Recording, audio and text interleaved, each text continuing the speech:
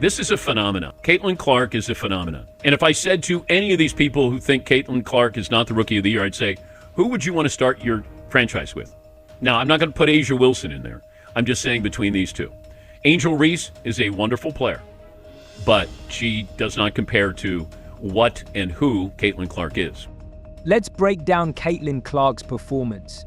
She was on fire, hitting 50% of her shots from the field, taking aggressive drives to the hoop, and making 9 out of 10 free throws. Angel Reese played a good statistical game last night in a blowout loss to the Phoenix Mercury.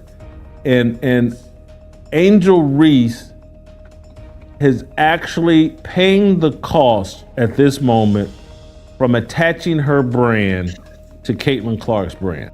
That's how you know she wasn't just playing, she was dominating.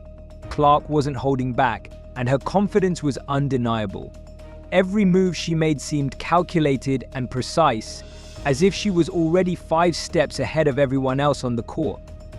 Man, if someone could just help her figure out how to perform offensively, man, she's going to be a real impact player in the WNBA.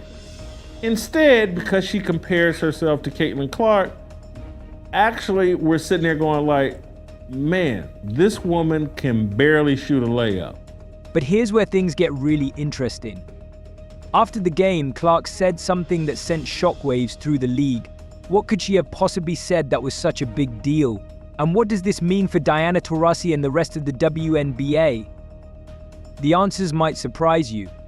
And, before last night's game against the Phoenix Mercury, I think in her previous 5 games, she had shot 29% from the field. And unfortunately, I've watched these games because I'm now watching Angel Reese as well. And she can't make, all of her shots are within 2, 3, 4 feet, and she can't make 29% of them. Here's why I'll give Angel Reese credit. And this is why I'm saying she would be getting celebrated had she not attached herself to Caitlin Clark. Caitlin Clark is no ordinary rookie. She is, without a doubt, one of the greatest scorers college basketball has ever seen. But you might think her journey to WNBA stardom was all smooth sailing. Think again. If Angel Reese were disconnected from Caitlin Clark and we just evaluated Angel Reese off of her performance without comparing it to Caitlin Clark, without having this ridiculous Rookie of the Year conversation, we'd all be sitting here saying like, man, what a great rebounder, energy, defensive player Angel Reese is. When she first stepped onto the court as a rookie, she struggled to find her rhythm. Turnovers, missed shots, and getting pushed around by more experienced players were all part of her early experience. She looked like a fish out of water, and it was tough to watch. But something changed. Clark didn't crumble under pressure. Instead, she adapted, proving she could handle the physicality and intensity of the pro game. She's smart, and she's a survivor. Last night against the Mercury, instead of shooting layups, she started shooting mid-range shots to get her offense going, and it worked. She ended up with, I think, 19 points last night, something around there, or maybe it was 20, I can't remember. Maybe it was 20 points. But she started hitting the mid-range game and face-up shots because she has no chance of getting those layups off against Brittany Griner. But Angel Reese has such an awkward left-handed shot. She shoots it from her shoulder. She doesn't shoot it at eye level. That game against the Mercury on August 16th was a turning point. Clark showed up and showed out, delivering a performance that left everyone in awe. It was like watching a butterfly emerge from its cocoon, except this butterfly could drain threes and dish out assists like nobody's business. Sure, one good game doesn't make a star, but Clark wasn't content with just one. She beat the Mercury 3 times in a row this season, and she's been on an absolute tear ever since. And she's not doing it alone. You said that Gabby Williams was the most complete player in basketball. Do you still believe that? I do, men and women. Gabby Williams is a stud. Enter Kelsey Mitchell, Clark's backcourt partner. Together, they've formed a duo that's giving opposing coaches nightmares. These two players can score from anywhere on the court, create for their teammates, and push the pace like they're playing with cheat codes. That's why her stuff gets swatted and when she heaves it at the basket. But her biggest problem is the Caitlin Clark comparison. She's being destroyed by chasing the Rookie of the Year thing, which she has no chance, so she wants to be a dynamic offensive player, and she's just not right now. She's a great rebounder, great energy, very good player. But comparing herself and attaching herself to Caitlin Clark is actually destroying Angel Reese. It's not just fun to watch, it's changing the entire trajectory of the Indiana Fever. Last season, the Fever were dead last in the standings, the punching bag of the WNBA, no hope in sight. But now, they're in the playoff hunt and teams are starting to fear them. That's the Clark and Mitchell effect. I got to my spots and she can find anyone pretty much anywhere, so I knew when I got it just to do my job and knock it down, and it was fun. But it's more than just stats and wins. Clark has brought a whole new energy to this team. You can see it in the way they play, in the confidence they carry on the court. It's like they've gone from hoping they might win to expecting victory every time they step onto the floor. Where Chicago Sky rookie forward Angel Reese was ejected from the game last night against the New York Liberty after drawing consecutive technical fouls. The ejection happened after Reese was called for her fifth foul and was, quote, disrespectfully addressing, end quote, official Charles Watson. Angel Reese is a rising star in the WNBA, drafted 7th overall by the Sky 2 months ago. On Monday, Reese addressed the media following that controversial technical foul on her teammate, Kennedy Carter, who shoved Caitlin Clark. And that brings us to what Clark said after that Mercury game. Reese made it clear that fans are watching women's basketball not because of, quote, one player, but because of her as well. Today, the WNBA rescinded the second technical upon further review, according to a league source, which does not mean much at this point in my estimation. Are you ready for this? Here's what she said that made Diana Taurasi feel the Sting, one of our biggest wins of the season so far, was our first win at Phoenix. I think that really kind of boosted us into how we're playing basketball right now. Now, you might be thinking that doesn't sound too controversial, but in the WNBA, where rookies are expected to know their place and pay their dues, this kind of confidence is a big deal. Clark isn't just saying she had a good game, she's saying she and her team are a force to be reckoned with. And you know who's paying attention? Diana Taurasi, the GOAT, the player who's dominated this league for years. How do you think she feels hearing a rookie talk like that after beating her team? The Caitlin Clark situation where Kennedy Carter side hipped her, basically checked her with a, side hip move and whatever, knocking her to the ground. And it was national news because Caitlin Clark has been taking quote-unquote abuse since she's arrived in the WNBA. That kind of story gained national attention. It was something that was debated on my day job, First Take, on ESPN every weekday morning from 10 a.m. to noon. Taurasi has ruled the WNBA for years. She's seen challenges come and go, but nothing quite like this. For the first time, she's facing a rookie who's not only ready to compete, but is also bold enough to challenge the status quo. Clark's confidence isn't just notable, it's shaking up the entire league. When she's on the basketball floor. Plain and simple. But we want to make it a debate, and I think that's just to get clicks. And look, Angel Reese, there's nothing that she does where you go, did you see her? Other than she plays really, really hard, and I liken her game to Moses Malone. Moses Malone was relentless. So it's not that I don't appreciate who she is or how she plays. There is no one like Caitlin Clark. Remember, last season the Indiana Fever were at the bottom of the standings, struggling just to compete. But now they're sitting pretty in 7th place, right in the thick of the playoff race. That's not just an improvement, it's a complete transformation. And who's behind this incredible turnaround? Caitlin Clark. This rookie isn't just putting up impressive numbers, she's changing the entire culture of the Fever organization. Think about it last year, the Fever were just happy to keep games close. Now they're walking into arenas expecting to win. It's like Clark's confidence is contagious, spreading through the team and lifting everyone's game. Honestly, I'm just focused on this right now, one thing at a time. Can't always just be moving on to the next, my focus is right here. Let's talk about making history. Did you know that this is the first time ever that the Fever have beaten the Phoenix Mercury 3 times in a single season? That's right, Clark isn't just changing the present, she's rewriting the franchise's history books. You're trying to change the future of women's basketball forever with this new league that you're starting. Tell me about how Unrivaled has come together. And when you think about the concept, what does the future mean? Is this going to become the premier league for women's basketball? About Unrivaled, it's going to be 3-on-3, 1-on-1, top 30 players. We're going to play 10 weeks in Miami during the W's off season, so we don't have a 7-week gap. And what's most exciting about it is it gives opportunities for players to play at home, not go overseas, build their brands, and make 6 figures. But it's not just about the wins, it's about how they're winning. Clark's playmaking ability is opening up opportunities for her teammates. Suddenly, players who were struggling to find their role are thriving.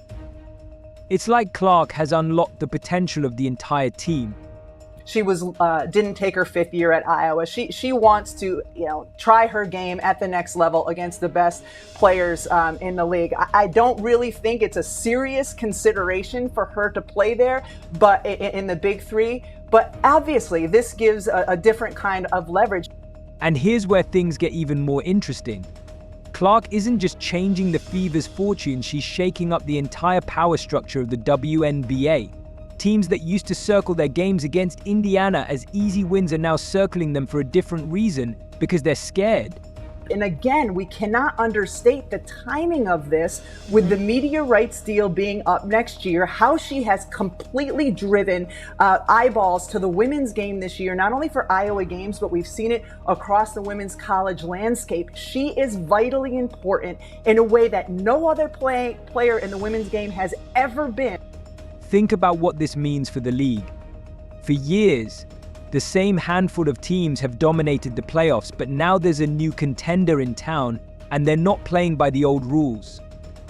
Whenever that was announced that the Big Three made an offer to her that was going to be like 5x whatever she was going to be making in the WNBA. We are taking off. I think the thing that you touched on was first 30 players, top 30 of year one are going to have a piece of equity in this league. So as we continue on, hopefully it only gets bigger and better. And you might be wondering, can one rookie really have this much impact? Well, let me tell you, what we're seeing with Caitlin Clark is unprecedented. She's not just putting up Rookie of the Year numbers, she's playing like an MVP candidate. I think the pay is going to be like, it's the highest average salary in women's sports in history. So how many years? How many years do we have money right now for the funding for it to be the highest average salary for women's sports? So we have funding for the next 3. Let's go. And that's got the rest of the league worried. Because if Clark can do this in her first year, imagine what she'll be capable of with more experience under her belt. And as far as playing overseas, I love my time in China and Russia. And I don't know if you guys know, the WNBA has prioritization now. So basically, if you're late because you play overseas, you'll be suspended the entire season. I don't really get to stand up for myself. I have great teammates. I have a great support system. I got my hometown. I got my family that stands up for me. I don't really get to speak out on things just because I just try to ignore, and I just try to stand strong. Like, I've been through so much. I've seen so much. I've been attacked so many times. We could be looking at the birth of a dynasty in Indiana. Death threats. I've been sexualized. I've been threatened. I've been so many things, and I've stood strong every single time. And I just try to stand strong for my teammates because I don't want them to see me down and not be there for them. So, but here's the million-dollar question: how will the established stars of the league respond? Players like Diana Taurasi have ruled the WNBA for years. They've built their legacies on dominance and consistency. But now they're facing a young upstart who's not afraid to challenge their reign. Taurasi herself has acknowledged the challenge, saying about Clark, "You look superhuman playing against 18-year-olds, but you're going to come up against grown women who have been playing professional basketball for a long time." Taurasi knows that success in the WNBA comes with a price, and Clark is learning that lesson real quick. I'm going to go out and do whatever it takes to win, and every single night, my teammates rely on my energy. So being able to continue the energy, even if we're down, even if we're up, that's what I do. Clark's incredible performances aren't just turning heads, they're painting a massive target on her back. Every team in the WNBA is now laser focused on one thing: stopping Caitlin Clark. Coaches are analyzing every move she makes, every tendency she shows, looking for any weakness they can exploit. It's like Clark is playing chess while everyone else is playing checkers, and now they're scrambling to catch up. A study by a sports market research firm found that the sport with the highest percentage of its fans influenced by sponsorships is the WNBA. That number is more than 81%.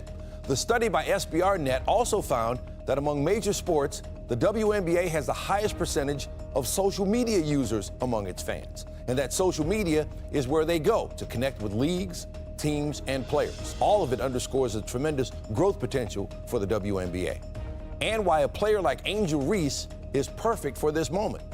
But here's where things get really intense. The playoffs are just around the corner, and the pressure is about to crank up to 11.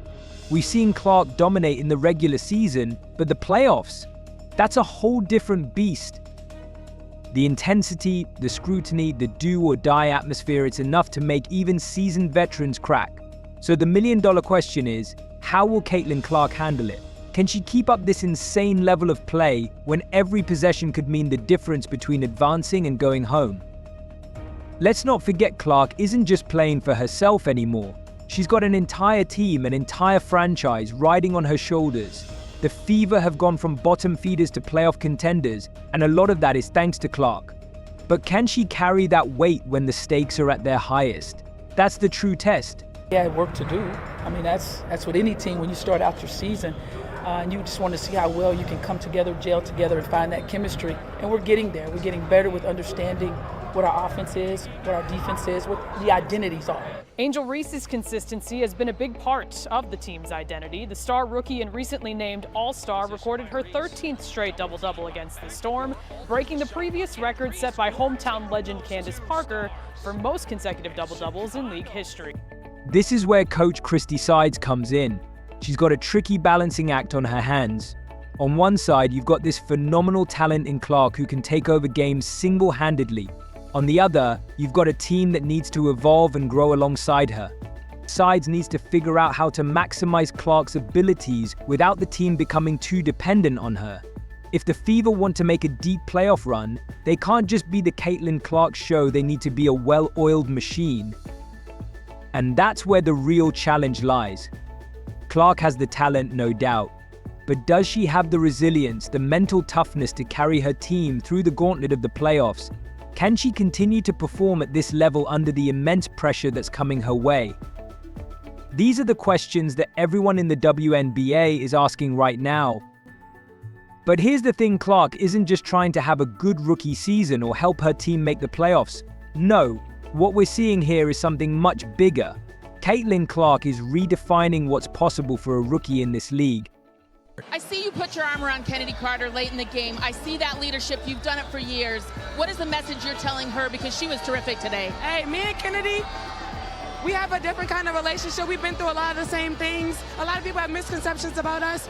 We understand each other, and that's why I love her. She can get to me, I can get to her. She a dog, too. She came out and did so much for us tonight.